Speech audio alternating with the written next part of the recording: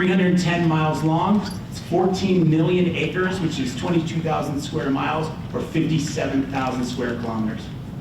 It has a challenging history. I've heard people describe the Clark Fork River Basin and all its tributaries, including the Flathead, the Bitterroot, Blackfoot, and the myriad of other smaller tributaries within those. I've heard it described as a working basin, as a working river, that more has been asked of this river than virtually any other river in the Rocky Mountain region and potentially the Western United States. And that starts early. It starts at contact. And that's a moment where I think that in this talk, we should remind ourselves that we are on the traditional homelands, and we gather here today at the traditional homelands of the Salish and Kalispel people.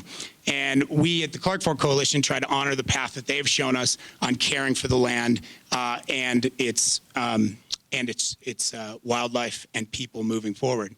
But as settler colonialists came forth into the Clark Fork River Basin, they found a myriad of things that support modern communities, one of which is timber, right? And we often forget because we talk about the Clark Fork Basin in terms of its contamination very often. We go right to the complex, one of the largest complexes, Superfund sites, and I look at Katie, I apologize, that's her job, in the Western United States. But we forget that prior to that, the land was denuded of timber early on. There was a massive cut in the uplands of all aspects of the basin, which in turn has changed the way the river flows because of a lack of input of large wood into the system, which has characterized much of the floodplains and the other elements of flow in the basin.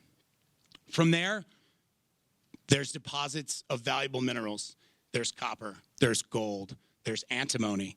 And mining for those minerals started early on. We all know, and if you don't, we can have another River News and Brews on Butte, or we can bring that history down here to the basin. But we all know that Butte is was one of the largest sources of copper for the growing United States.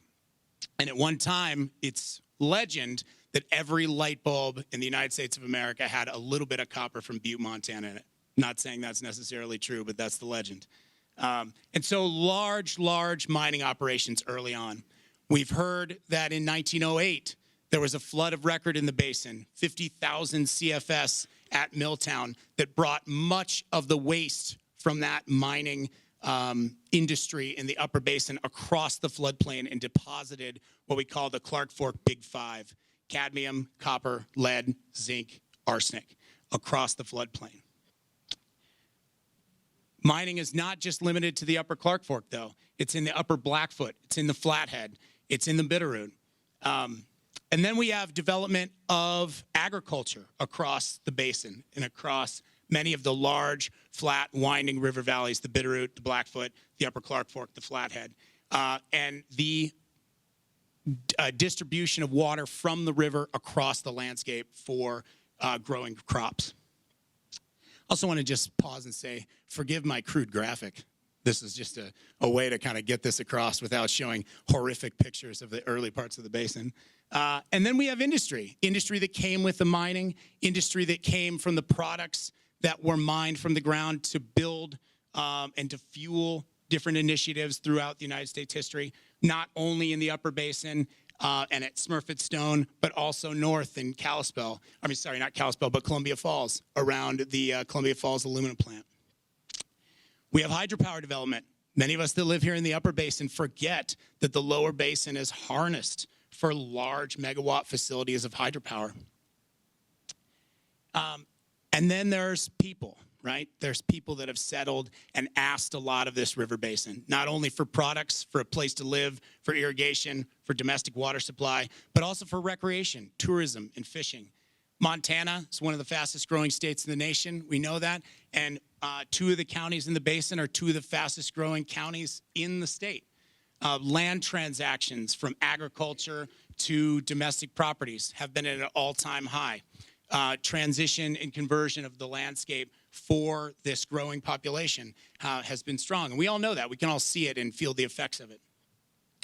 And last but not least, the basin is changing climatologically, environmentally, in many different ways. It's not necessarily global warming. It's not necessarily climate weirding, but it's change. And it's change in different parts of the basin that impact the way we ask things of the basin and the way that our ecosystems function in different ways. There are parts of the basin that recorded some of the lowest flows in our stream in 95 years of recorded history, recorded data this year. And that's impacting all aspects of the basin in different ways. So with that, and then there are new mining threats. I apologize, I forgot about that. One more graphic. There are new mining threats across the basin. But it's also our home, right? The basin is our home, and it's a place that we interact every day. And so understanding the challenges that face it, the history that it has seen, and what the future might look like is the point of the panel today. And again, I'm really happy and grateful that these folks have decided or agreed to join us. And I want to introduce them real quick. To my left, Caleb Yearling. Caleb is the Upper Clark Fork Basin fisheries biologist for Montana Fish, Wildlife, and Parks. He lives in Butte. All the way down at the end there, I've got Chris Stark. Chris is the staff scientist for the legal department of the Confederated Salish and Kootenai Tribes. To his right, I have Sam Carlson, who's the staff scientist for the Clark Fork Coalition. Next, Katie Garson-Forba, who is the Superfund Abandoned Mine Lands Construction Bureau Chief at the Montana Department of Environmental Quality. And last but certainly not least, Valerie Kurth, who is the Clark Fork Basin Water Planner and the supervisor of all the water planners at Montana DNRC. So let's give them a quick round of applause for being here.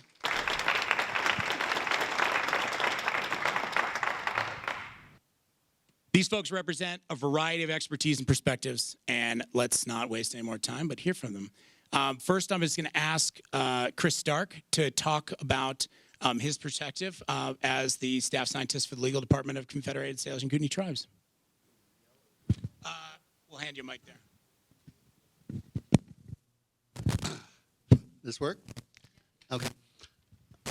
Background first, or just go with it? Oh, we've got it. We've got the slide. Anyway, can I stand up? Yes, you may. Thank you. I grew up on the reservation. Graduated from UM. Moved to Alaska in 1980.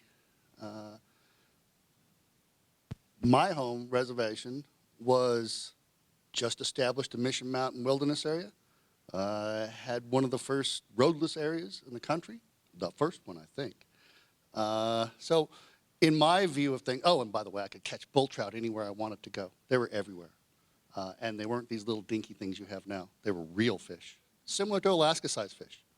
So I went to Alaska and spent 40 years there researching fish, mining, environmental impacts, and I was fortunate enough to see pristine wilderness everywhere, from my house in Fairbanks, 500 miles, 3 different directions. I'd never cross a road before I hit the ocean.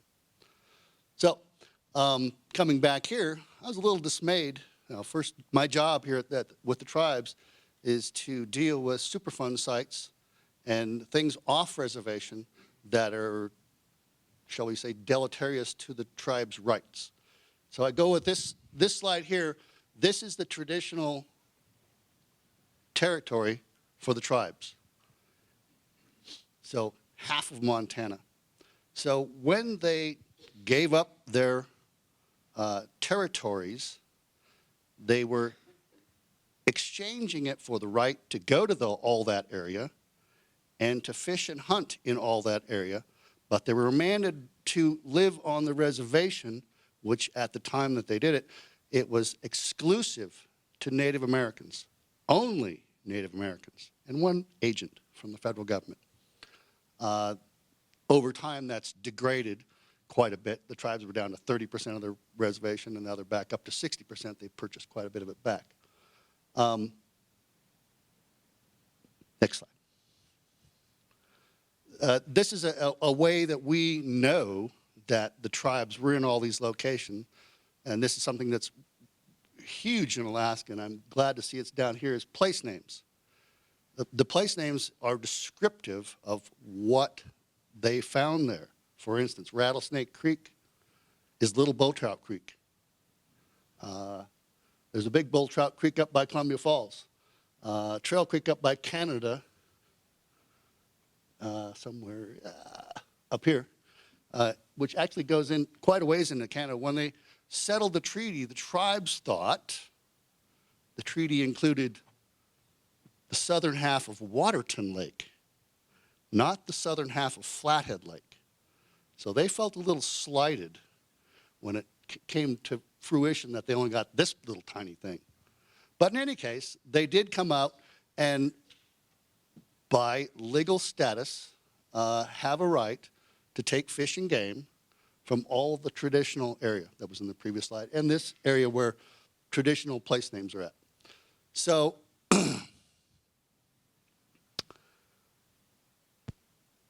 going forward to work on this river here and the Kootenai River and all these other places, we are engaged with a lot of people and a lot of effort and a lot of projects rehabbing the Jocko River right now, all of it. And so we're trying to recapture the natural environment that you all know and appreciate. So we're in lockstep with what folks here believe is the right thing to do.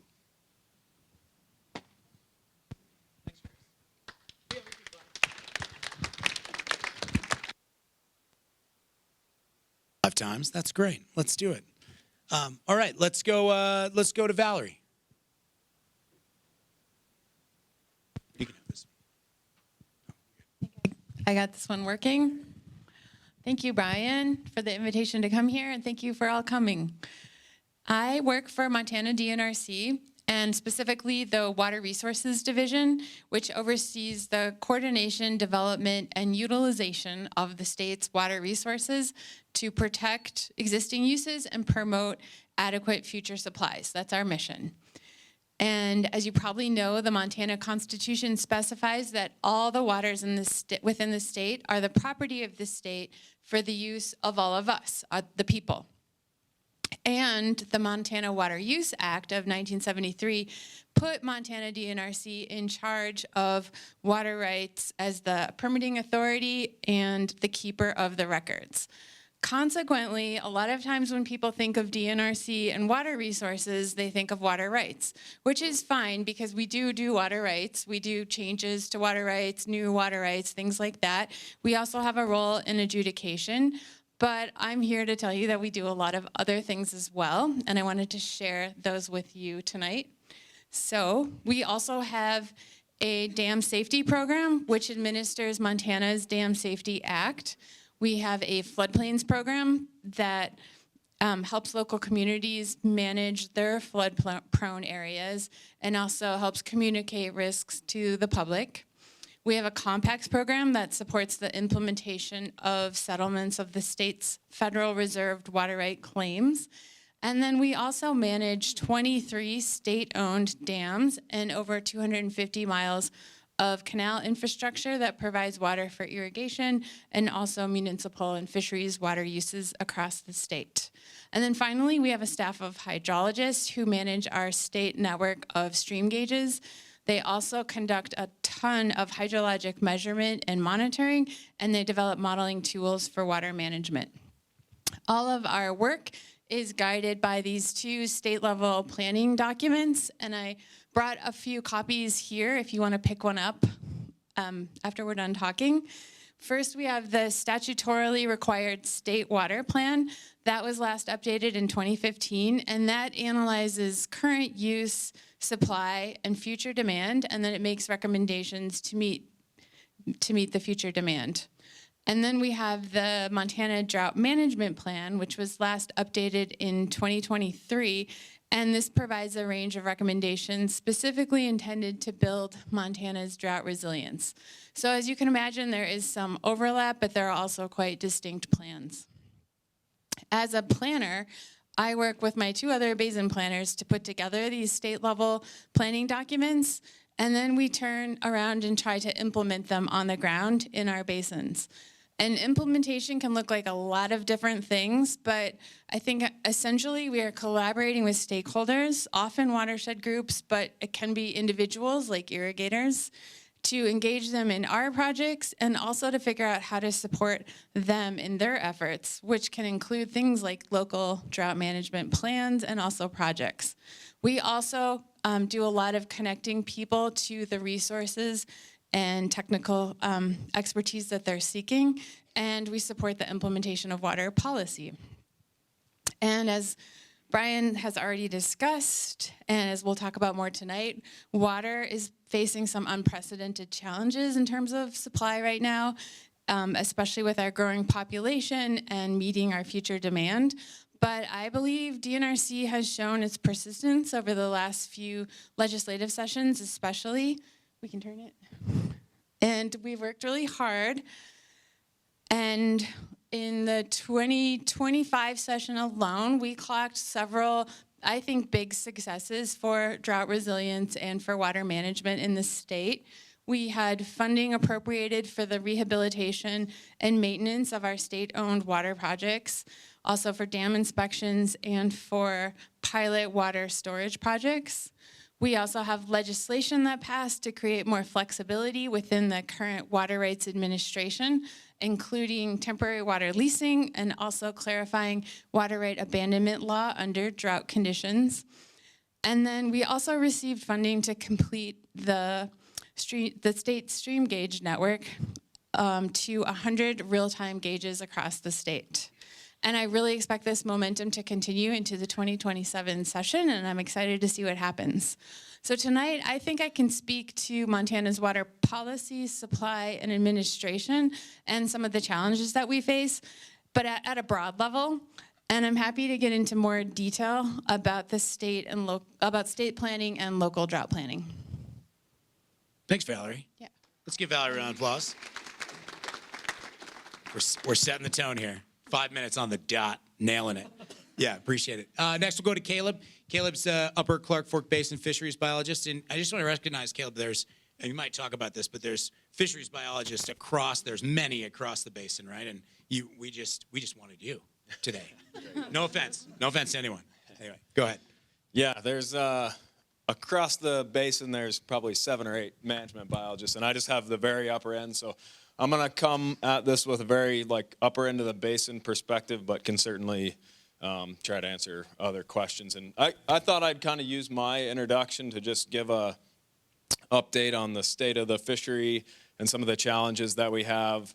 And so I started out with just some basic graphics of the fishery in the upper part of the Clark Fork. So we monitor fisheries at 4 sites in the upper part of the basin, from Warm Springs down to Drummond. These are figures of brown trout densities. It's primarily a brown trout fishery up there across that reach. So it's hard to see, but the taller the bar, the more fish there are. And kind of the story here is that in the very upper reaches of the basin, like upstream of Deer Lodge, we've seen big declines from a prominent brown trout fishery that had really robust numbers decades past to these kind of numbers where we're down near 100 fish per mile, where there used to be 1,000 fish per mile in that very upper end. And then as you move downstream, that trend dissipates. And these figures here are from downstream at Deer Lodge, where the fish populations for sport fisheries that anglers are utilizing have been really stable over quite a few decades. They're relatively low numbers for a river the size of the Clark Fork. That goes back to a lot of the things that Brian talked about. But they're generally between 200 and 400 fish per mile in these sections that we monitor upstream at Drummond. But as you move downstream, that's actually pretty consistent all through the Clark Fork down to about St. Regis. So we monitor fisheries at Huson, Superior. That's kind of where they're at, is 200 to 400 fish per mile. There are some reaches that are more, and that's specifically for trout species, that our anglers are interested in. As you move downstream, once you get below Drummond, we see a pretty dramatic shift from primarily a brown trout fishery to a mix of brown trout and oncorhynchus, so rainbows and cutthroat. And then as you get even further downstream, downstream of Missoula, it's predominantly a rainbow cutthroat fishery. And then obviously we have a few bull trout in there as well. And then we have all of the tributaries, that we have our native species in, cutthroat, bull trout. And yeah, these as once you get downstream of Deer Lodge, the fisheries, I say they've been stable. That's kind of for those sport fisheries. But we have seen a lot of change over time in various tributaries. So like, for example, the Blackfoot, over the last couple decades, we've seen there wasn't hardly any cutthroat fishery there to a pretty prominent cutthroat fishery now. Rock Creek, we've seen changes due to whirling disease. As you get even further downstream in the Clark Fork, we're seeing like these cool water species, some associated with the reservoirs and the hydropower dams down there, some just associated with water temperatures kind of becoming more prominent. And so we have seen like shifts in species composition and what species are present. Bull trout throughout much of this range have taken a really sharp decline over even just the last 5 to 10 years. And so that's kind of the state of the fishery. I could certainly talk in more detail as we go along about any specifics there, but that's kind of like the broad state of the fishery there. And then if we can go to the next slide. Yeah, just some of the challenges or things that we're thinking about as we manage fisheries at Fish, Wildlife, and Parks across the basin, mostly in the middle and upper end of the Clark Fork. In the upper end, it's kind of these things that we're thinking about. So there's the contamination that Brian talked about, DEQ, and others are working on cleaning up that contamination, and we've been a partner in that, trying to make sure that fisheries resources are kind of accounted for in that process. We've worked closely with the Natural Resource Damage Program as they work on restoring the basin, whether it's associated with remediation or just restoration, to prioritize, what that looks like and trying to do the best that we can with those funds. We work with partners at TU, the CFC, the Natural Resource Damage Program, DEQ, trying to address all sorts of issues that are associated with kind of that working landscape. Restoration, flow, barriers to fish, all sorts of things that are kind of associated with these working landscapes. So that's kind of a lot of the prominent topics in the Upper Clark Fork, certainly not a holistic list. And then as you move downstream, we get into some other things. It's not quite as drought-centric for our fisheries down here, but certainly temperature. We've seen temperatures in the Middle Clark Fork, like in the upper 70s in these last couple of years, which obviously too warm for trout. Like I talked about, we've got native or non-native species, cool water fish kind of popping up in more places all of the time. Kind of the most recent one that you might have heard of is smallmouth bass showing up in more parts of the Middle Clark Fork in the lower Bitterroot.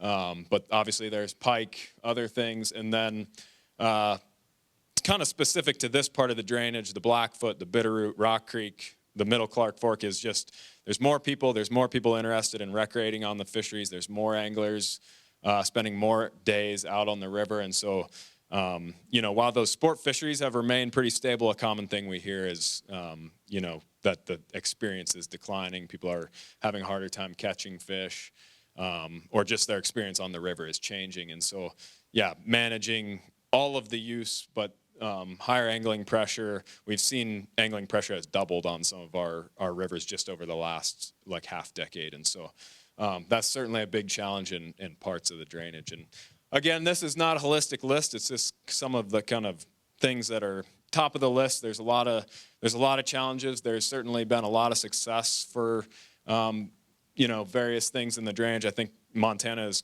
always at the front as far as managing native species. Especially our cutthroat and trying to protect what we have, which in this part of the state is pretty robust still from a native species standpoint.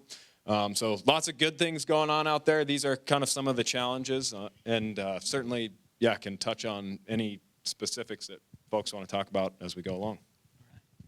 Thanks, Caleb. Next, we'll go with Katie Garson-Forba. Katie is, again, the Superfund Bureau Chief at Montana Department of Environmental Quality.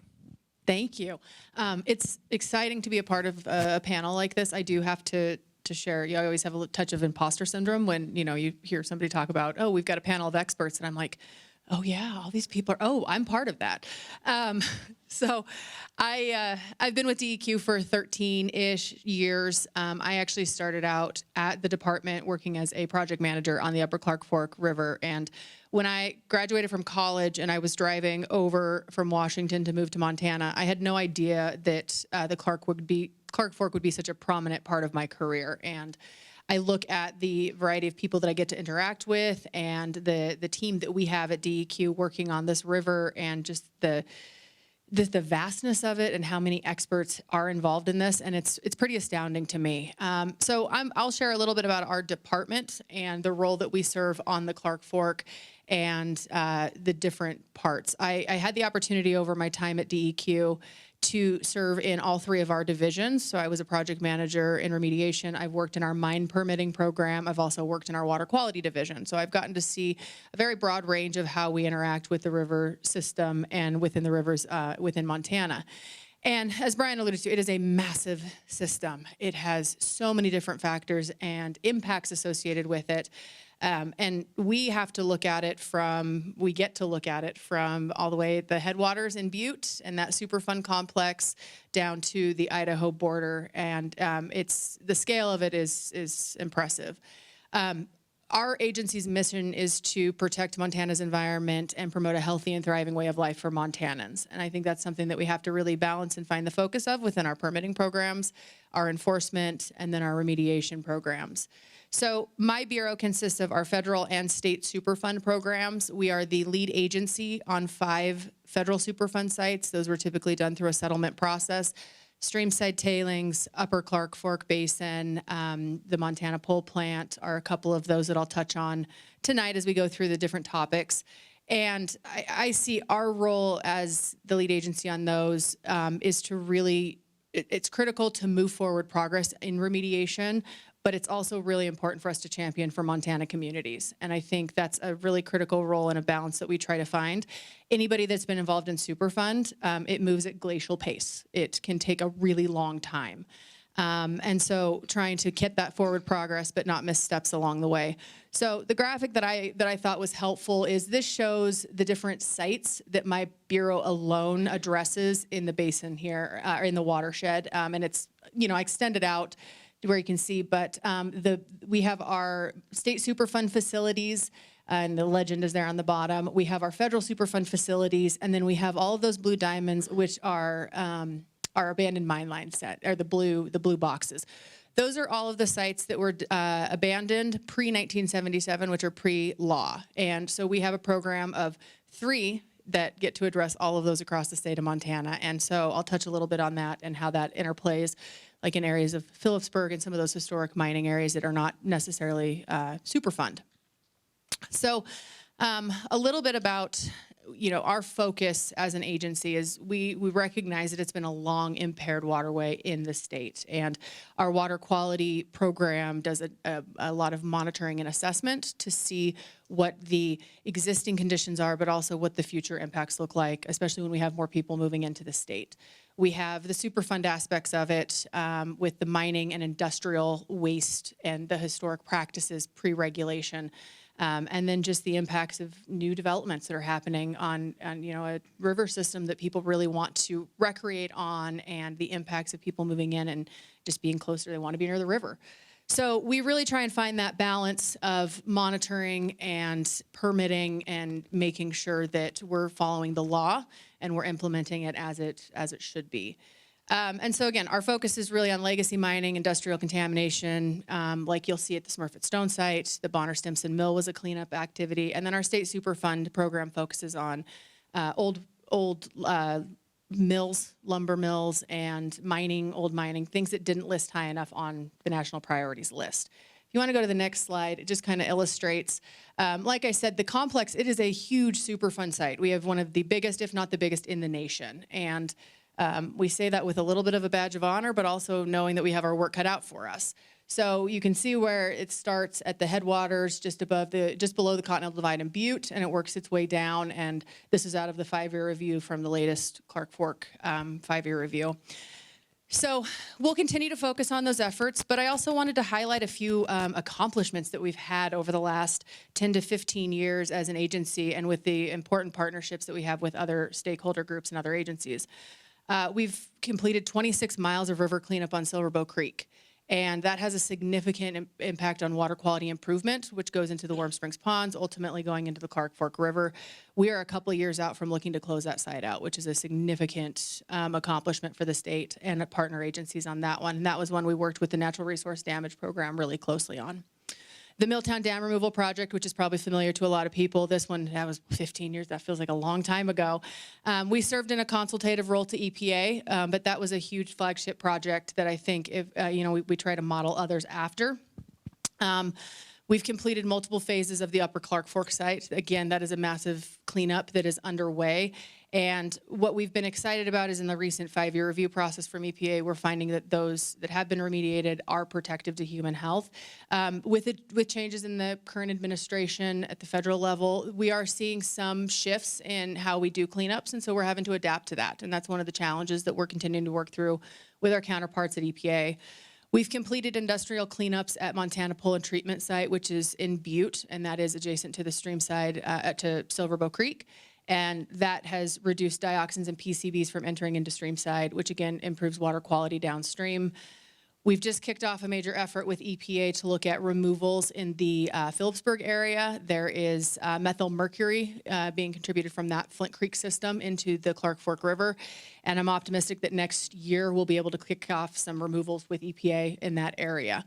And then finally, and it's not, I recognize that it is not in the Clark Fork Basin, but it does have a significant water quality improvement for the area. The Upper Blackfoot Mining Complex was led by our state Superfund program, and we completed the activity up there a couple of years ago. We still have a few minor things to finish up to close out the record of decision and close out that site, but we are seeing a significant improvement in water quality at the headwaters of the Blackfoot River, and we're seeing fisheries recovering there, and I think that that has had a really positive influence on water quality. So I would just kind of close with this river system is a massive undertaking, and it takes a ton of partnerships to make this successful. We are constantly learning as we go along the way, but we also recognize that this is a really important resource to the state of Montana and to Montanans, and people want to be able to go out and enjoy it and recreate, and they want future generations to be able to do the same thing. And so for us, we're going to rely heavily on a collaborative approach with our partners, figuring out how to address some of these complex problems like the fisheries. And we really value the partnerships we have with the state, the other federal agencies,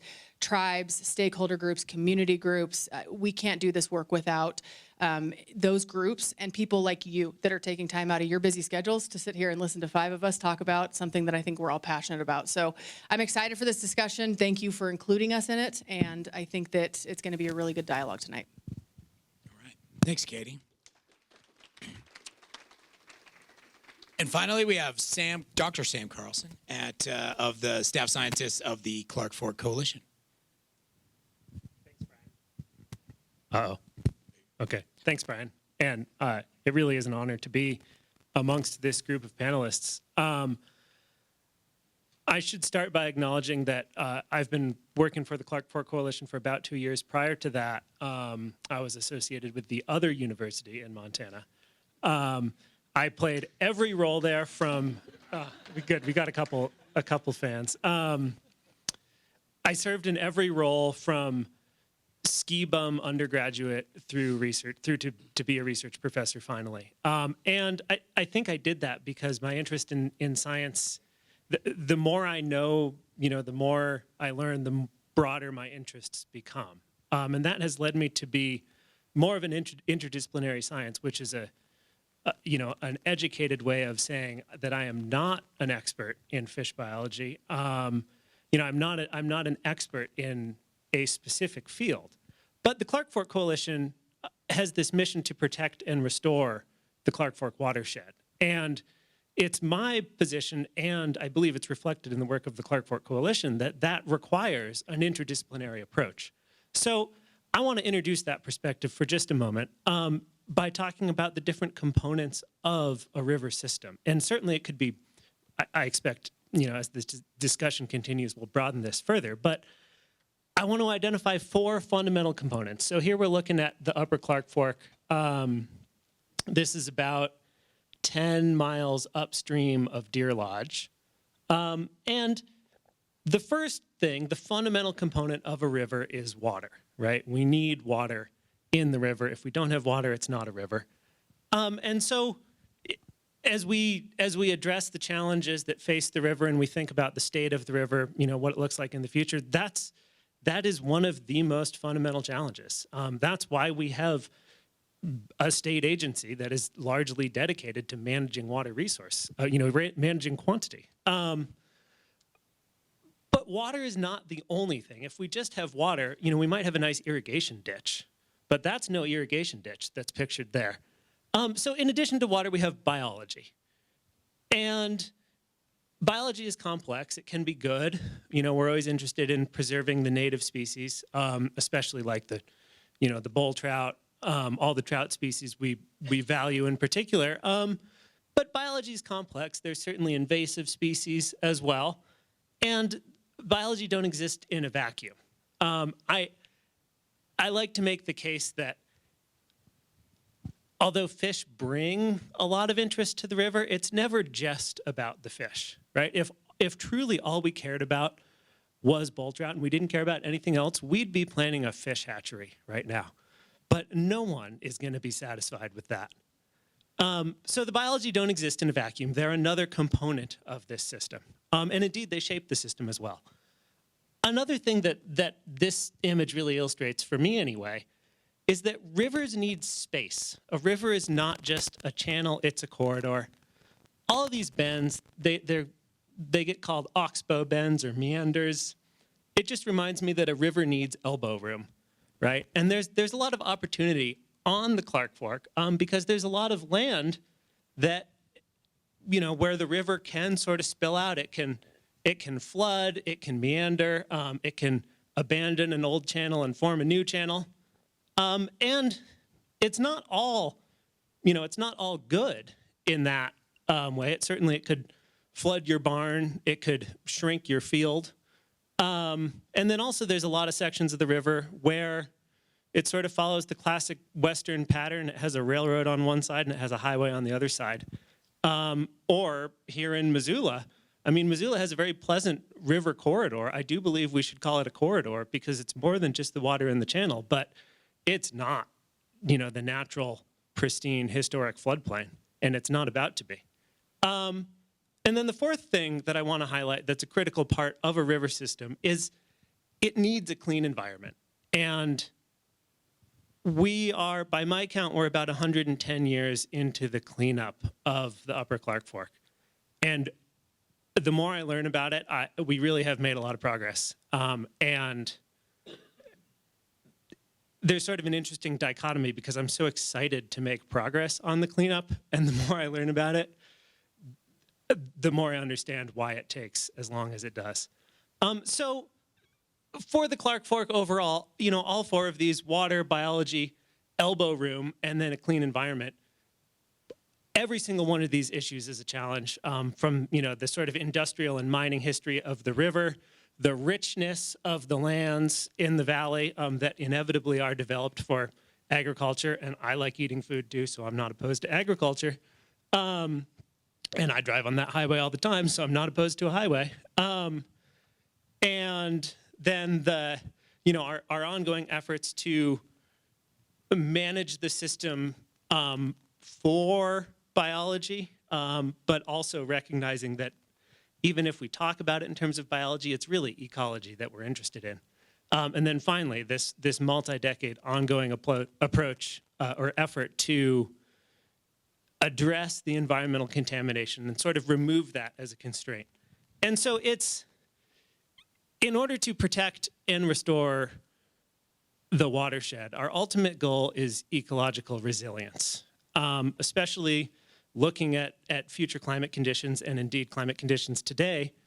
We have dry years, we have floods, we have fires, we have disturbances, man-made and natural, and we need a system that can be resilient. And so we really do need to think about all of these components of the river system. We need to put them all together so that we can have a resilient ecosystem.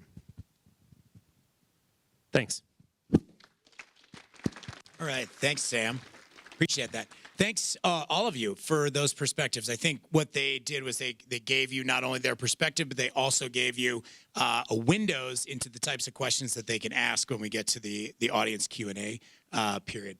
So let's start with, we've got a couple preset questions, a couple big topics that we want these folks to discuss together and with you. So the first one is about a changing climate.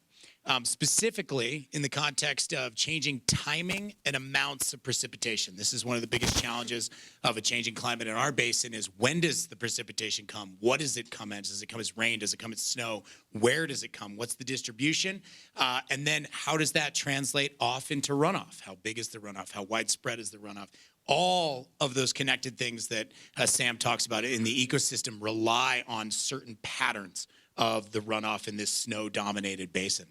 So how does the changing climate, particularly this idea of changing timing and amounts of precipitation, impact the way your organization or your perspective on watershed management, protection, restoration, advocacy, all of these things that our organizations represent? And I think it would be unfair of us to not start with Valerie, given you're the water management agency in representing the water management agency in Montana. So go ahead.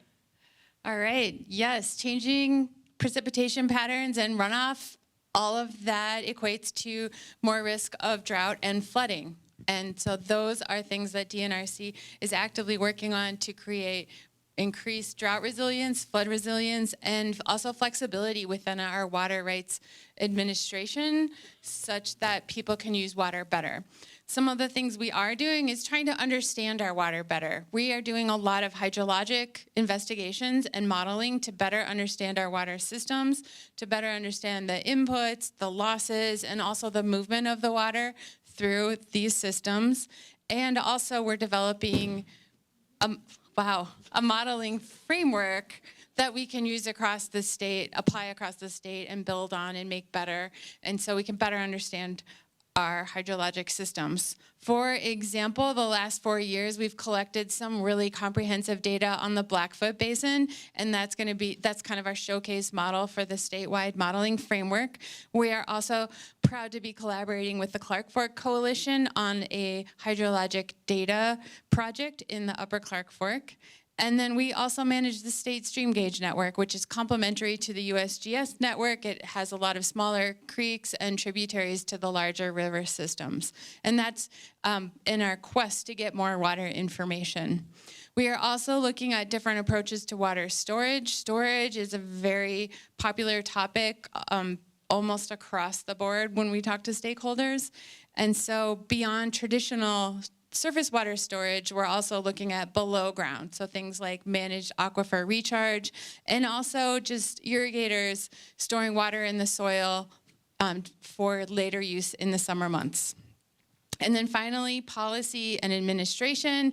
We just keep striving to be more flexible and also to streamline our procedures and policies through rulemaking. And I already mentioned the temporary water leasing. That should add some flexibility in the system. And then we are actively working right now to look for options for making mitigation water easier to find. Thanks, Valerie. Caleb, you want to speak to that one? Yes, I think I'm sure a lot of the crowd is very well aware, but our fisheries in Montana, our native non-sport fish species, and then also our sport fish species are very responsive to flows and flow regimes in the southwest part of the state. So that would include the upper end of the Clark Fork. We see those sport fish populations basically move up and down almost in direct correlation with minimum flows that we see in a year. So those brown trout fisheries that kind of make up the majority of the fisheries in southwest Montana, they go up when we have good minimum flows, and when we have poor minimum flows, they go down. And then as you move kind of into the native species side of things, it's a little bit the same, but there are kind of more aspects of the flow regime that affect the native species. And we see booms and busts in our cutthroat populations based on flow regimes. Big flow years are really good for cutthroat populations. Bull trout respond to higher minimum flows. And like in the upper part of the Clark Fork, we see the cutthroat fishery completely come and go based on flow regimes. And so we're not thinking, I guess, quite as much about, what form that precipitation comes in, but more kind of what the flow regime over the year looks like. And that's kind of what the fish are responding to. But, generally we're seeing a little bit earlier runoff depending on where you look. That that can range from a little bit earlier than it used to be to a lot earlier than it used to be, and then a longer low flow season. And we manage the people through hoot owl restrictions. And a lot of you have probably noticed the last couple of years we see hoot owl going on a lot of rivers in early July and stretching into September. That was pretty uncommon when hoot owl first started in Montana. It was kind of like a third week of July to a third week of August thing. Give a quick description of what it is, just Sure. in case. Yeah, sure. Yeah. So we put restrictions on when anglers can be out fishing to protect fish during the hottest part of the day. So our hoot owl restrictions restrict people from fishing after 2 p.m. Until the following day. And so we can manage the people, but it's much more difficult to manage kind of the cause and the warm water and the low flows. And I think we're always looking at it through habitat restoration, maybe not directly. There's not a lot of ways to get more cold water into rivers. There are a few ways, and we're always looking at those things. But we work with the Clark Fork Coalition, Trout Unlimited, and other agency partners to work on habitat restoration kind of all around the basin. And generally, on a big picture, robust habitat helps a lot with stream temperatures. It doesn't necessarily always help with flows, but the stream temperature is just as important. And so, we can manage the people, but managing those causes are much more difficult. But, as we go and try to restore habitat, that's kind of the end goal, is adding some resiliency there. It's much more difficult to change these broad kind of regional trends in the environment, but we can certainly do all that we can to add some resiliency to the systems that the fish are using. So, Great. Thanks, Caleb. Sam, you don't want to weigh in on this one before we get to the next question? Sure. Thanks, Brian. We're in an interesting situation with climate and climate change. It no longer matters if you believe in climate change. You can just look at the present climate and realize that we've got a serious situation on your hands. We have this intensification of the hydrologic cycle. That just means as we have more heat, more energy, water evaporates quicker, more intensely. That leads to drier conditions.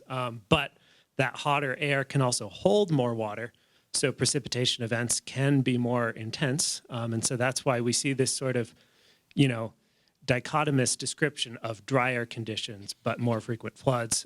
We see a shift from snow to rain. That on its own changes the character of the watershed, but then you add those two together, you have the interaction of a rain on snow event. And so yet again, it's this paradox of, although we might be facing more drought in general, we also expect more intense floods. And then at a sort of broader regional to global scale, because there's more energy in the atmosphere, not only can the air hold more water, but it can move water more quickly. And so we see this phenomenon of an atmospheric river. Again, I'm not talking about, some fancy climate model. That's a worthwhile exercise and it's fascinating, but we don't even need to talk about that because we see it. The flood on the Yellowstone a couple years ago was like, I had some students try to calculate the probability using our normal methods. It's like a 1 in 50,000 event, but guess what? It happened. So that's where we are. And so I absolutely agree with the answers of Valerie and Caleb. We need to build resilience for this climate that we have today, and we need to anticipate this sort of paradox of a drier climate with more intense floods becoming more intense in the future. So we need to do everything we can to protect in-stream flow, especially that cold water. We need to ensure that habitats are connected so that that the fish in particular can sort of move from a hot or dry stressed area into some sort of refuge. And we need to think about resilience at the landscape scale.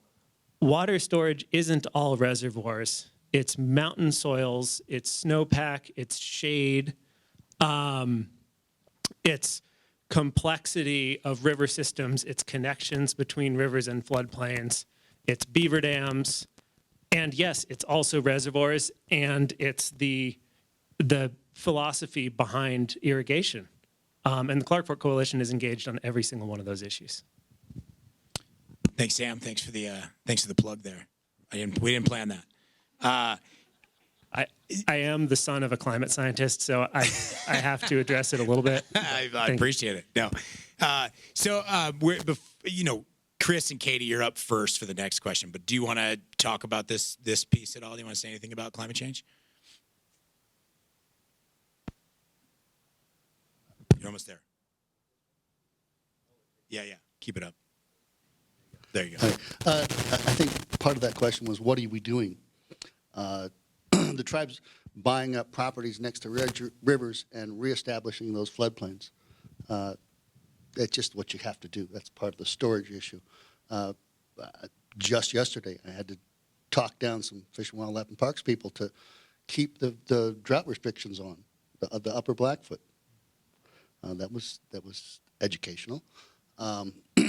We are piping the drainage ditches, the irrigation ditches now, which is saving roughly half of the water that we put in those ditches.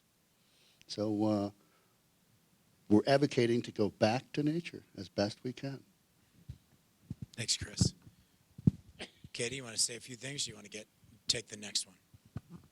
It's up to you. You're in charge. Go for it. If you have something to say. The only piece that I would add is, in the Superfund realm, and it filters over to our Abandoned Mine program and any other work we do, we are tasked with creating climate resilient remedies. And that's really challenging when some of those tools or resources have subsequently gone away. And so how do you build in climate resilient remedies and predict the next 100 years? And I think on a river system like the Clark Fork, that is one of the challenges that we're constantly having to adapt to, and we rely on the expertise of others to figure out what does that look like and how do we tie it all back together. But it's one of the daunting tasks I think that we face, because 20 years ago the river system looked very different than what we have now. And so how do we build in what is considered a climate resilient remedy when we know it's constantly changing and we're gathering more information and more data on a regular basis? And so how do we implement that into a cleanup and expect it to stay and be as it should in 20 years? So I think that's one of the challenges that we face at the agency and how we do that. And again, we rely really heavily on our partners to help navigate that, because that's a big component of Superfund in general. Thanks, Katie. Hold the mic. You're next. I'm going to ask a new question. I'd love for you each to describe, and you've already started, I think Sam and Chris really started to hit on this, but some of these important connections between the river and the surrounding landscape. When rivers are not in isolation, as Sam talked about, rivers as a corridor. And I think we can expand this not only from the ecological side of things, but also to the communities. So speak a little bit about how your work and each of your different organizations represents or addresses those connections across the broader landscape in which our rivers are in the basin. Yeah, Katie, go ahead.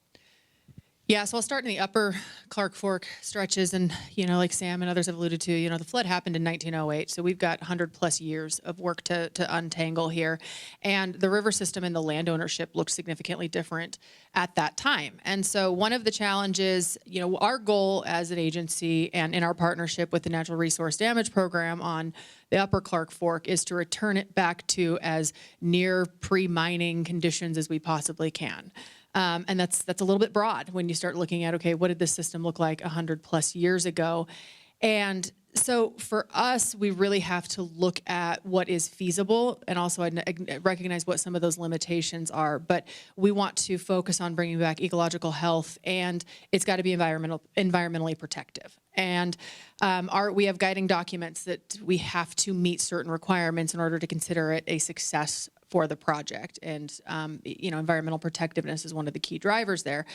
But for us, and a big focus on the upper Clark Fork and any of our work down the basin, is we want to have regain floodplain connectivity, and we want to create diversity in the riparian areas, and that might mean off channels, that might be wetland features, and that's where the restoration component comes in really critical in the work that we do from the remediation side of it. And I think where we have state-owned land, it's easier for us to lower the floodplain. It's easier for us to create some of those features.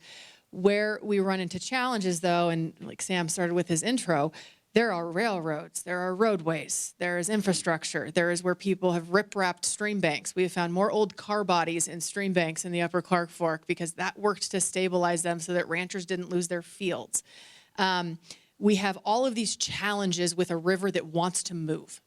It wants to move, and where they have straightened it, where it was straightened 50 years ago, it's starting to eat back on itself. And you're going, okay, how do I reclaim this and have it be stable enough where vegetation can take hold?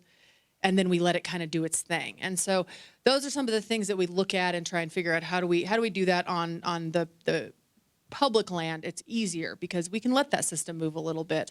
Where we run into some challenges is where it's not public land, and there's a lot of privately owned property along this entire stretch of the river. And so we have to find a balance of where we can achieve a healthier, riparian, more connected system, but also respecting their land uses. And we find that there can be an economic impact if somebody loses X amount of acreage because we're creating floodplain connectivity. And so how do we offset that and work with them?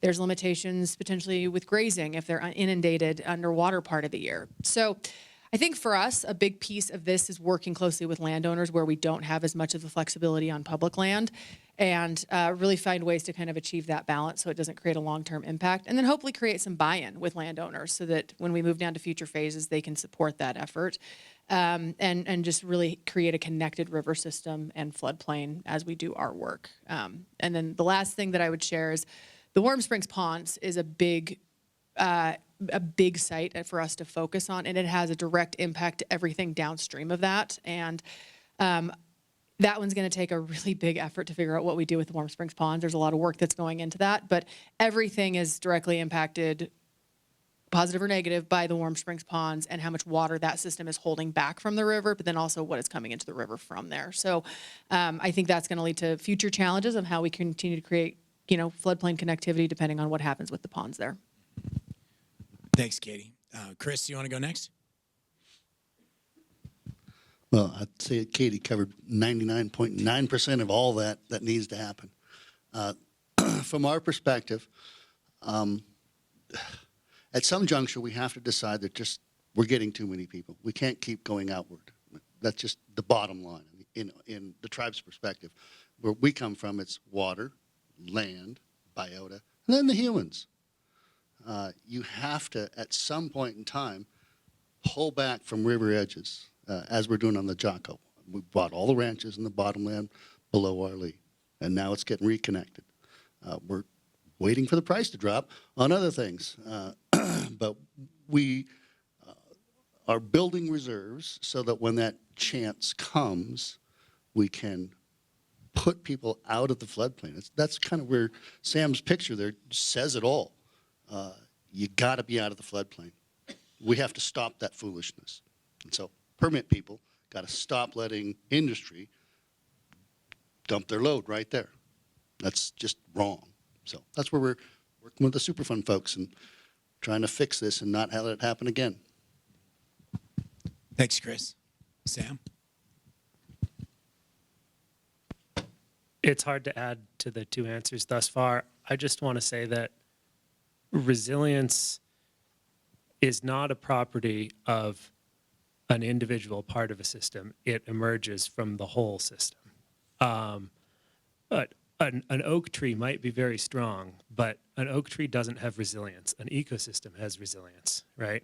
Because there's always a drought long enough or a windstorm strong enough to knock over even the strongest oak tree. So, it really does take these collaborations with experts and agencies across the watershed. Thanks. Valerie, you want to say anything? Okay, good. Caleb? All right. Well, With that, I think we should. We're actually transition. I know we have another question, but I kind of melded the two. But I think we should, with the time we have left, we should transition to some audience questions. So there's another mic floating around. I think Lily has the other mic, and we'll kind of walk around. Do any of you have a question? So I see the first question in the back there. Give me a moment.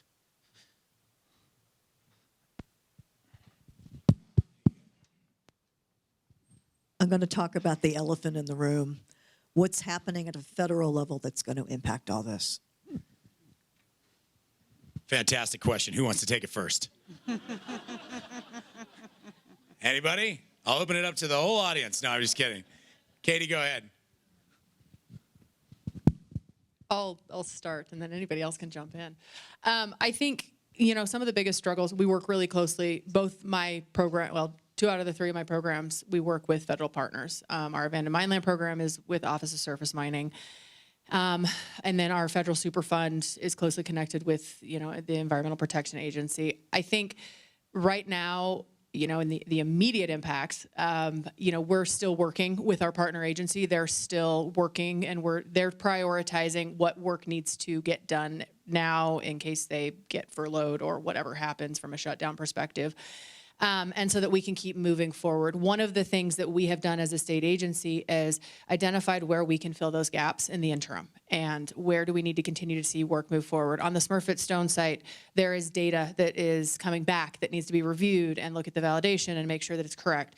Our project manager and our consultant that works alongside of her have been focusing their efforts on reviewing that so that we can hopefully get that information out to the public sooner than later, regardless of what happens with some of those shutdowns. So I think the immediate impacts, we're trying to offset that with some of our state resources. And, we've got a team of 6 project managers to manage 21 Superfund sites around the state. So they're busy, but I think we've been able to prioritize some of that focus. We are seeing some change in guidance, and we're waiting on final numbers for arsenic, the IRIS numbers. That's led to some challenges. We've got a park in Deer Lodge that we're waiting to get the final numbers before we can figure out what our cleanup level or our cleanup looks like there. I did get some information that they are going to roll out something very quickly so that we can keep moving on that park. But those are some of the delays that we have seen where guidance has stalled out a little bit. And so we're trying to work within our role and our lane, but also try and bring information forward so that they know we're not being held up by some of those decision points. From a funding perspective, our state agencies from our agency, we're still very well funded. That has been allocated. We're comfortable there. And so we're going to continue to do the work that we can. We're going to continue to kind of bridge that gap that we can. And that's been a big focus just across DEQ is we know that there might be some delays. There's going to be some things that inhibit their abilities to do things. So what can we do to fill that void and still be present in Montana communities and advocating for what we think needs to be done? Yeah, I might actually take that too. I have the privilege as the moderator to say a few things here and there. And I'll say from the perspective of a nonprofit organization or a non-governmental organization, we saw some significant cuts to funding this year from federal funding that we use for on-the-ground restoration projects to physically rebuild streams that have been degraded. And we're going to see those changes continue. And we're also seeing challenges sometimes at the federal agency level to guidance. I like the word that you gave, Katie, of like there's guidance coming out of some of our agencies that flies in the face of some of our bedrock environmental laws that were passed by Congress, the ultimate bodies to pass laws to protect the citizens of the United States. And so we are, as a non-governmental organization, as a nonprofit, what we're doing is number one, when funding is cut, we go to our other partners. The state, DNRC, and DEQ specifically this year stepped up and filled some of those gaps that we had in some lost federal funding. So I applaud the state for doing that. And we've also gone to our public partners, our other private foundations that fund this work, and we've all kind of started to work together to retool what this looks like in the next 2 or 3 years when that major source of funding for restoration and rehabilitation of our river corridors has changed. And the other thing we're doing is we're going to protect, we're going to go to bat both from an advocacy and from potentially a legal perspective, when our bedrock environmental laws are under threat. And you can see that many of the organizations in the room and many of the organizations around the state are doing the same thing. And so we just have to, what we do and how we react just has to shift, and we have to work together, because there are things that Clark Fork Coalition can do that DNRC and DEQ can't. There are things that the tribes can do that none of us can do. And similarly with FWP. And so when I was a professor at the University of Montana, I studied a thing called governance. And governance is not government. Governance is everything. It's everything that we do to create a relationship with our natural environment. And so it takes all of us and all of the things that we can bring to the table. So that's my glass half full answer to how the federal level is impacting the Clark Fork River Basin. Other questions from the audience? Chris, I think the tribe's got quite a bit of compact money. Can any of that be used for restoration projects? And I mean, I know that, you're fixing up the irrigation system, but can you use any of it for restoration of waterways? Certainly. And we are. The world has changed, right? The laws used to be the laws, and now they're not so much. They're interpretations. And the interpretations are not going well for people who had established set of rules. So going forward, everything I do is couched in, be careful what you say, because there's retribution about. So we do reach out.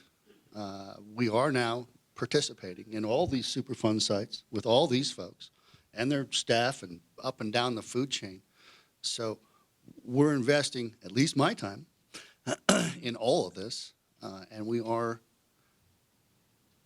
capable. I think that was alluded to.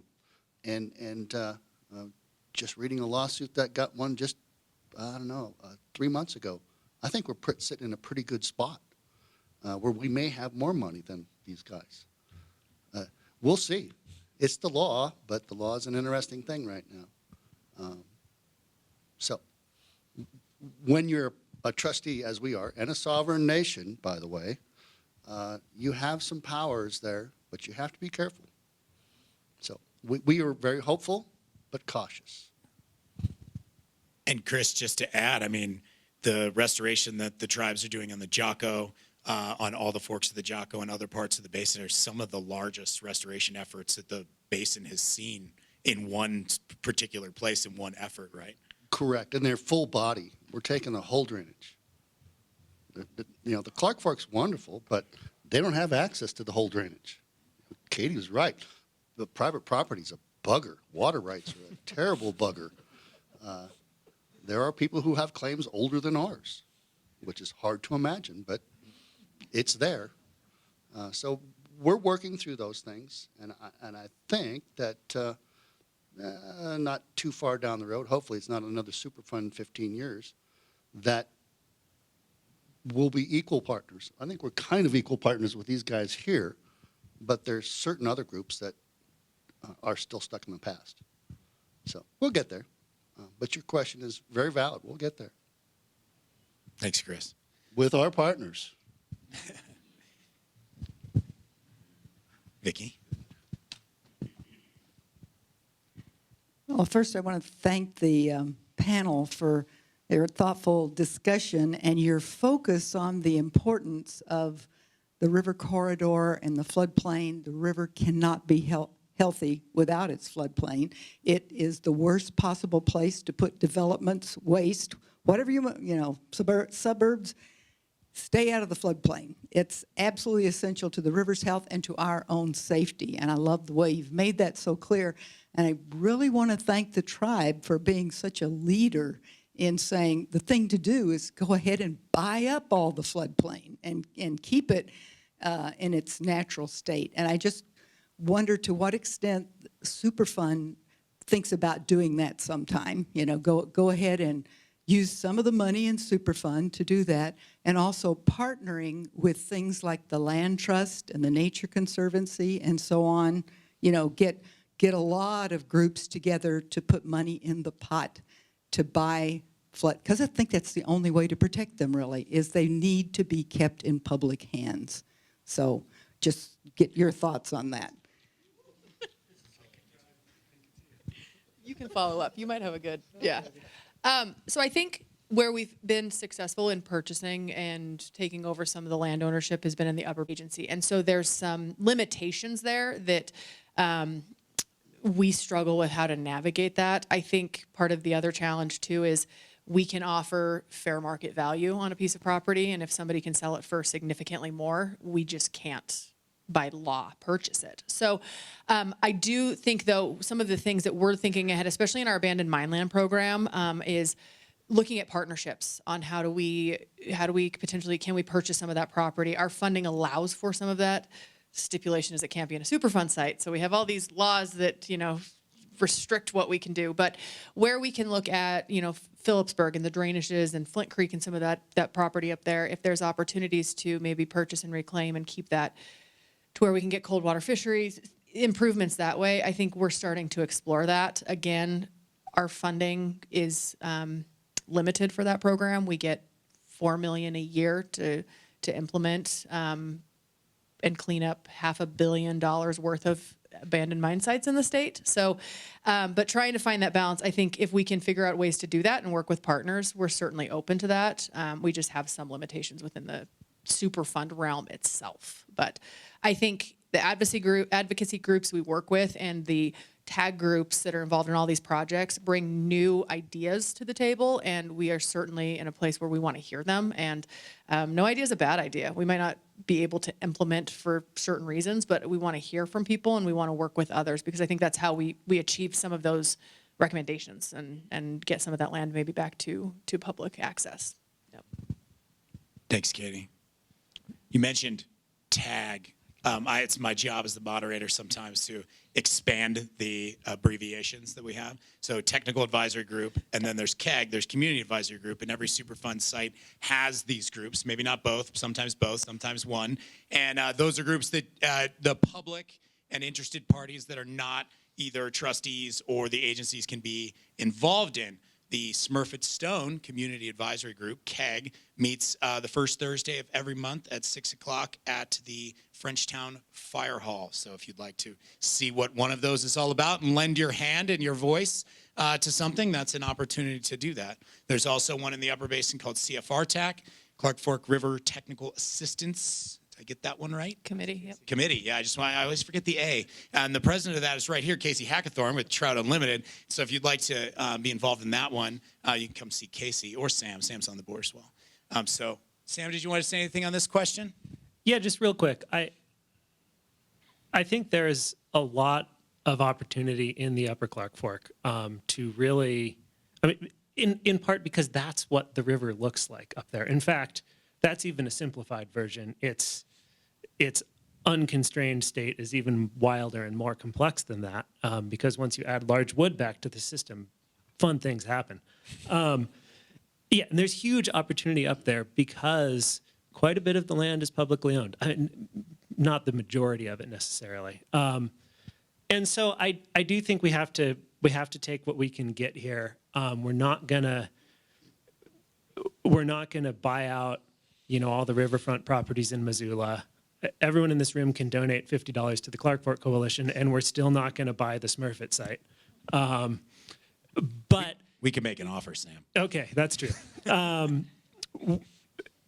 Even having discrete bulges where the river can take on its full corridor is of profound ecological value. And then the other thing I want to add to that, because that's a great question, Vicki.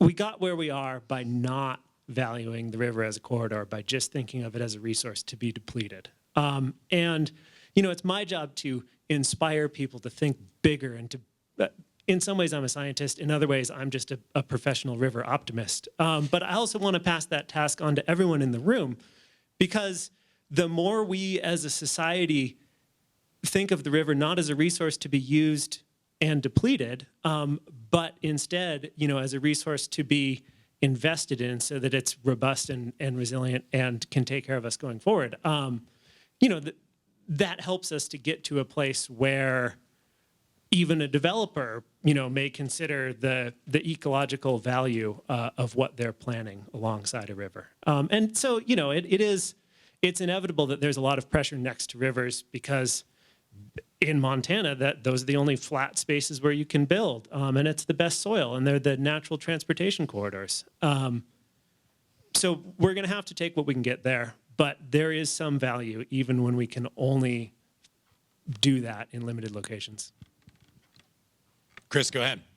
And I think the Smurfit site is such a place where our goal is to restore that floodplain completely, i.e. no more houses out there. And we can put a really fancy-ass golf course next to it if that's what has to happen. There are ways we can get from here to there, and you and I know we talked about that guy. We can get there from here. Mm-hmm. So Sam's right. There's opportunity. You just got to catch the right rancher at the right time. Thanks, Chris. Other questions from the audience? This is a great conversation, discussion. I really appreciate it. Oh, we'll go over here. You've got a mic right there. Cool. Yeah, I haven't heard a whole lot about the bugs. Fish need food.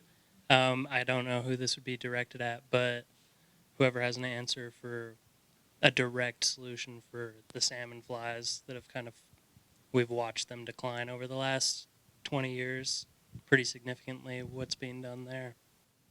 Caleb, you want to take a stab at that? Yeah, I think the bugs are oftentimes kind of left out of, we look at we have people that work on terrestrial resources. We have people that work on, are trained and work in kind of fisheries practitioners. And the bugs are always kind of somewhere in between. And there's not a specific, a lot of times a specific entity working on them. We do some monitoring for the bugs a couple different ways, but there's not like a lot of management that has gone into trying to restore like specific hatches like that. I think from the fisheries side of things, the bug production is heavily, we generally see it heavily tied to things like the flow regime, temperatures, stuff like that. And I think, addressing those things will address some of the issues with bugs, but there's, just like we see with fisheries, there's these other limiting factors out there, whether it's contaminants or other things that limit fisheries that are obviously probably limiting the bug communities as well. And yeah, I guess I would just say that it's an area that's lacking and could use more attention. Figuring out, that responsibility is probably shared across a few different places, but it's certainly an area that comes up often as lacking. Thanks, Caleb. I saw a question up here, and then we'll go back to Rad, and then we'll start to close it out here. Go ahead. Question for Valerie. Could you talk a little bit more about water reservoiring and efforts that the state's doing? You talked about some spring flooding and aquifer restoration, and I mean, with the way the swing is, we need to store more water.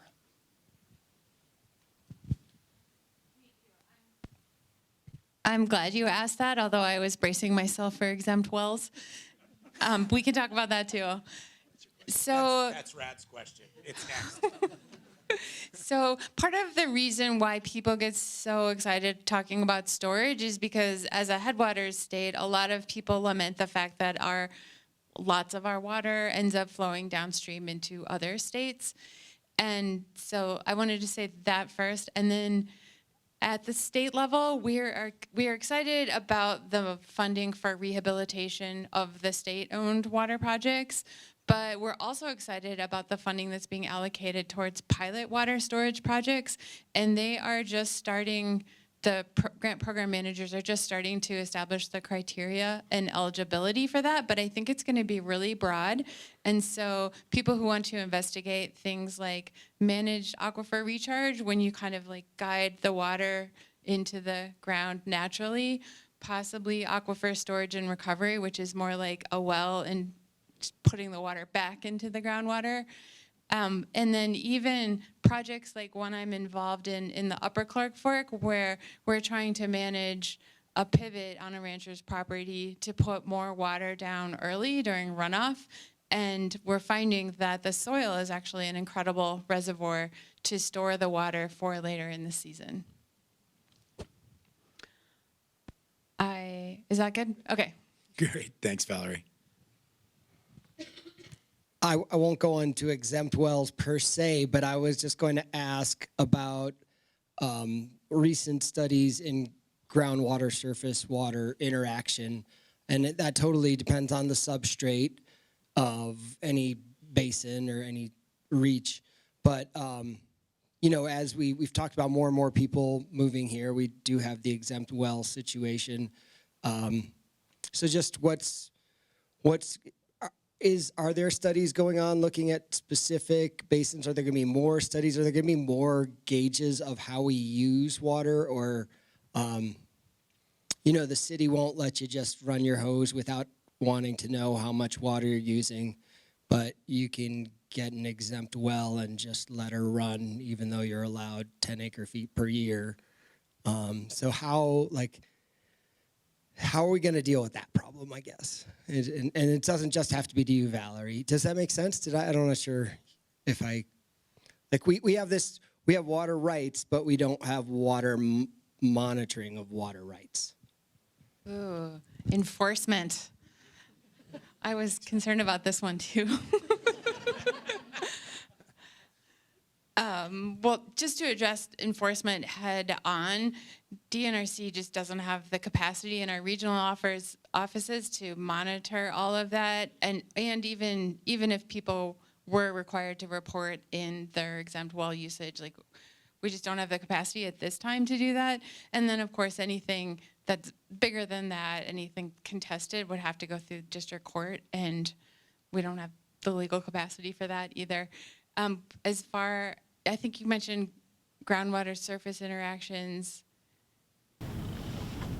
Yeah, like I think of Miller Creek, for instance. You know, there's city well going in Miller Creek, and there was a mitigation put in for that. So that's a drainage where it's very porous. I don't know other examples like that. Or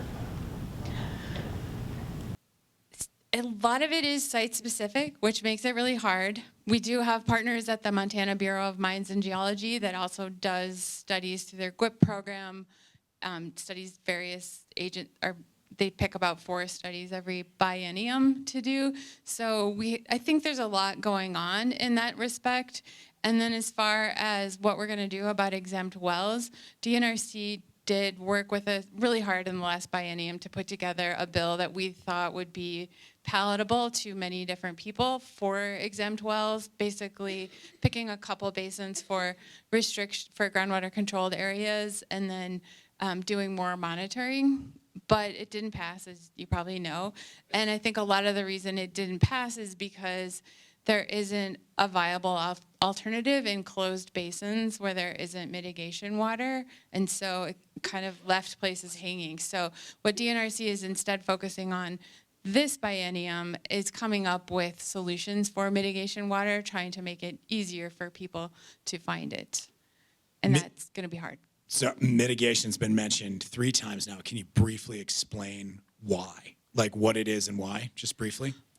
Basically because the legislature has recognized that some basins, including the Upper Clark Fork and the Bitterroot, are over-appropriated. That means there's more water rights on paper than there's actual water. And so since the 90s, these basins have been closed to new surface water appropriations and certain groundwater as well. So basically to get a new water right in these areas, since there isn't water available, you have to usually you work with a consultant to find water. So basically they find a water right that hasn't been used in a while that can go through that's suitable and can go through the change process to meet the use that they want. Great, thanks, Valerie. Anybody else want to weigh in on that one? Okay, go ahead, Chris. Tribes are already up to doing that. We're collecting the data first. Water measurements, everything right now. We really need to know what we're talking about. And just throwing a well out there is no longer acceptable on the reservation. I mean, it's a real problem up north of us. It's really bad. Thanks, Chris. We're gonna wrap up the evening with the last question here, and I'm gonna take the liberty of asking it. And from our perspective at the Clark Fork Coalition, we are a science-informed advocacy organization. So when we advocate on behalf of a position for the river, for the riverside communities, we do that with the help and the information that science as a form of knowing provides us. And so I'd like to ask this group in fairly quick answers, in a time when science on many levels is under attack, what is the role of science and other forms of knowing, traditional knowledge, indigenous knowledge? How are these types of information informing what you do? How are you holding it amongst your other responsibilities when it comes to the law and your responsibility to private property owners and things like this? What's the role of science in the work that you do to protect the Clark Fork Basin? We'll just go down the line here.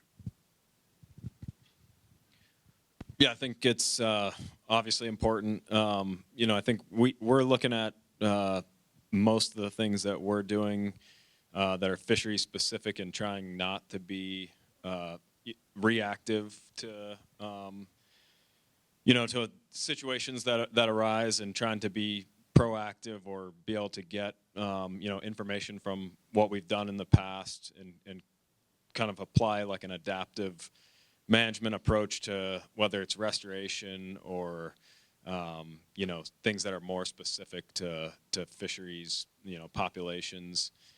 And so I think super important from that aspect. Obviously in the Fish, Wildlife and Parks Agency and these other state agencies, we're beholden to some degree to public input too. And so we don't manage every fishery based on science alone. It's also kind of a social management thing. And so you see a lot of that also in fisheries management. But we're trying to collect information in the Upper Clark Fork specifically to give folks the best information possible to give their public input on various processes, whether that's regulations or other things that we're doing. And so it continues to be important. I think as we are, we had in the fisheries world, we had kind of a lot of traditional things that we knew were important to fisheries, and we're seeing in some places where those kind of traditional variables are less of a driver than they maybe once were. And so I think as we look forward and are trying to understand these new variables, whether that's a changing flow regime, a changing temperature regime, changes in water quality. But as we look forward and there's new variables at play, it'll be even more important to look at it through the lens of kind of science and research and stuff like that. Thank you.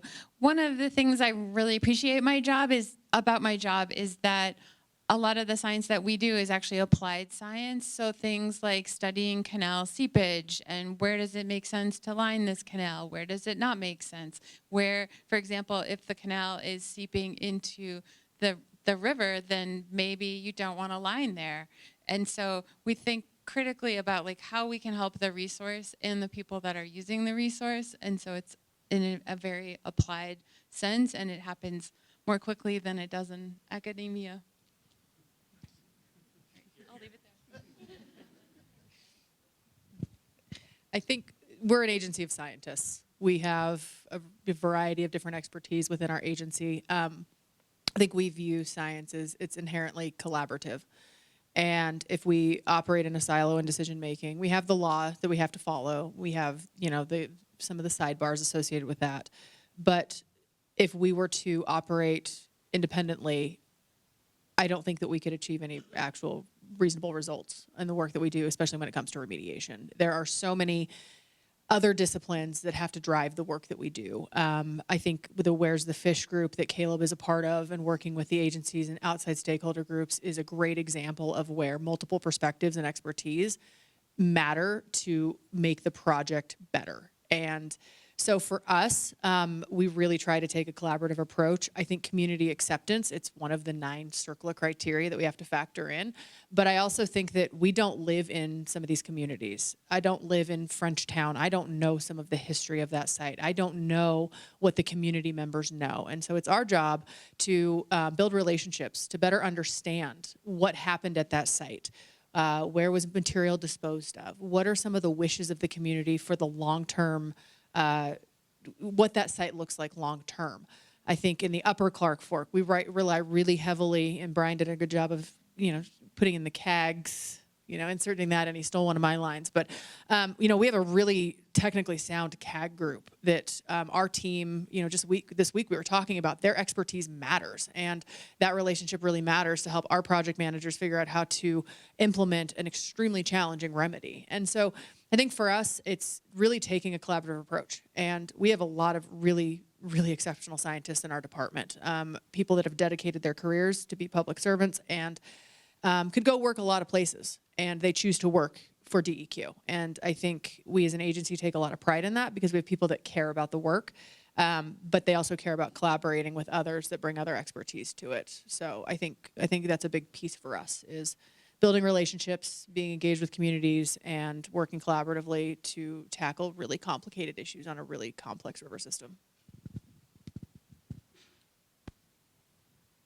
The Clark Fork Coalition has a different role to play than the agencies do. And that sort of comes with, that gives us different strengths and weaknesses. One of the weaknesses that we have had in the past that we're trying to address is we haven't been very good at sharing information. And we measure water quality, water quantity all over the place, but we haven't done a great job of publishing that data and making it accessible. And so we're trying to improve on that. And not just information, but ideas. The coalition has put countless hours and so much thought and effort into developing restoration plans, but we need to get better at sharing those ideas. And one of the strengths of being an independent organization is that we can be agile, we can move quickly, we can ask hard questions. And I think that's really important because, frankly, the history of ecological restoration in the last couple hundred years it's not a history of overwhelming success. In general, it's a history of ignoring our failures and repeating the same mistakes. And I'm certainly not accusing the agencies of doing that, but we have a unique ability to try wild ideas. We've been ahead of the curve on thinking about how beaver play a role in this sort of process-based restoration, just for example. But we can try these sort of wild ideas at a smaller scale. And as we work with our collaborators and try to communicate those ideas, ask hard questions, seek the answers, I do really think we have an important role to play here. I have 2 points. Speaking to traditional knowledge. Trained in Western science, so I had clueless as what the hell traditional knowledge meant. I really did. But I got to spend 20 years in Alaska villages, and everything came down from the elders. Everything. You go fish, now's your time. And they would, wild ideas like the grass is this high, this means this. The wind is blowing this way, this means this. And I scratched my head forever, but we did come to resolve a lot of those knowledge-based things. I mean, I saw a $2 million study trying to tell the native guys when the fish were coming in, and they went, I'll tell you. And they're right. And eventually, this is Jack Stanford, by the way, we got there. And so we're good with that now. And so traditional knowledge, and the tribes are recording all elders now because they're going to go away, and we need to have what their thoughts were on tape. And we've got a gigantic library, fireproof, waterproof, etc. proof, because we've had a fire that almost got them. So that's step A in science is for myself, and this will be related to these guys eventually, we need to understand what the elders know. And it's really difficult. It really, really is. But we can get there. My second tact on science. I saw a lot of ignoring of the basic factual science in Alaska lots of times. We lost our 2 million fish Yukon salmon run because we just ignored it. It was basic, boneheaded science. We just decided it wasn't real. So coming home to Smurfit here, I see tons of old data going back 30 years, 40 years that we're told we don't need that. That's BS. So that's my task, is to pull that back in and tell a certain group that's not here today that you need to pay attention to this, because we're a sovereign nation. You can't just pull this crap. Just not happening. So, and to me, that's traditional knowledge. Science is traditional knowledge, just in a different format. Thanks, Chris. Why don't we give a round of applause to all our panelists?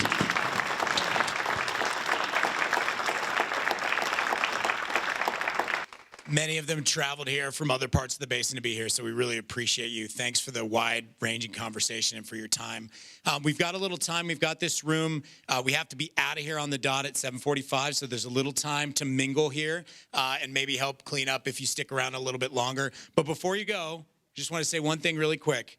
I actually have two quick things. One, we are an organization of the community. You give, you generously donate money, yourselves, your time to make us work on behalf of the river, and we appreciate that. And here in the room tonight, I believe we have some volunteers who got out and donated hundreds of hours this summer to the You Count Recreation Survey, a partnership with the city that will help managers, FWP, the city, the county, the conservation district, think about the recreation on a river corridor. Did anyone here volunteer with the You Count?